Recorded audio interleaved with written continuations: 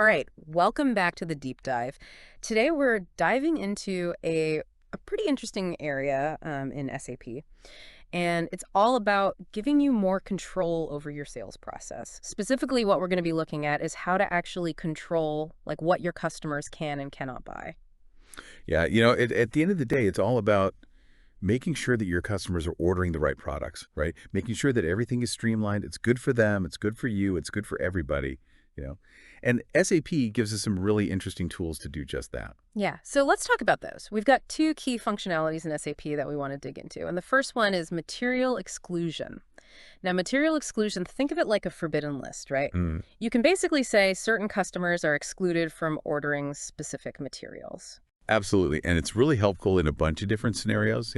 Let's say you're phasing out a product, Yeah. but maybe you don't want to phase it out for every single customer, just certain customers, right? Mm. They can use material exclusion to do that. Yeah.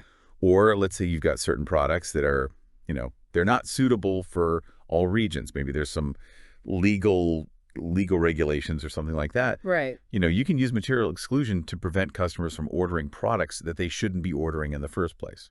Okay. Yeah, that makes perfect sense. So then on the other side of that coin, we've got material listing.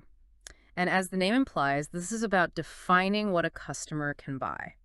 So instead of a forbidden list, you've got like an allowed list. Hmm. And they can only order what's on that list. So like let's say, you've got 10 different materials that your company sells.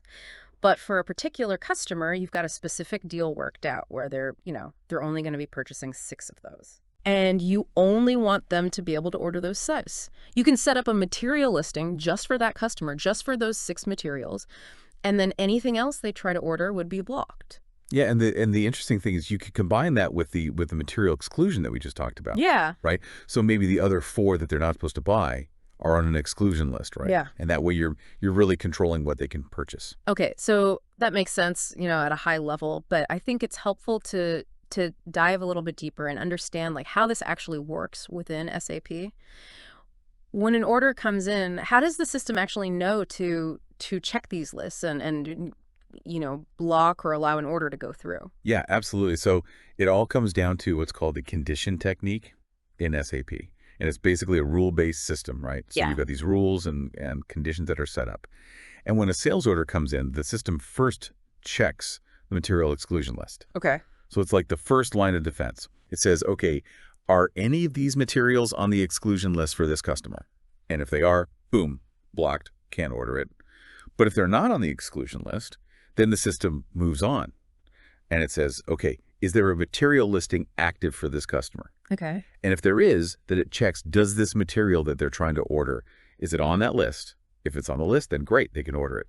If it's not on the list, then again, it's blocked. Okay, yeah. So it's a two-step process. It's first checking for exclusion and then it's checking for the material listing. Exactly. So pretty straightforward once you understand kind of how the system works. Now, let's say somebody's listening to this.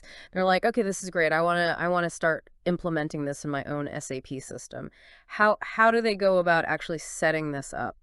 Well, it depends a little bit on what interface they're using. Yeah. So if they're using the newer Fiori interface, it's Yeah. very user-friendly. They've got, these tiles where you can, create your material listing, change an existing one, display an existing one. Okay. It's all very, very intuitive.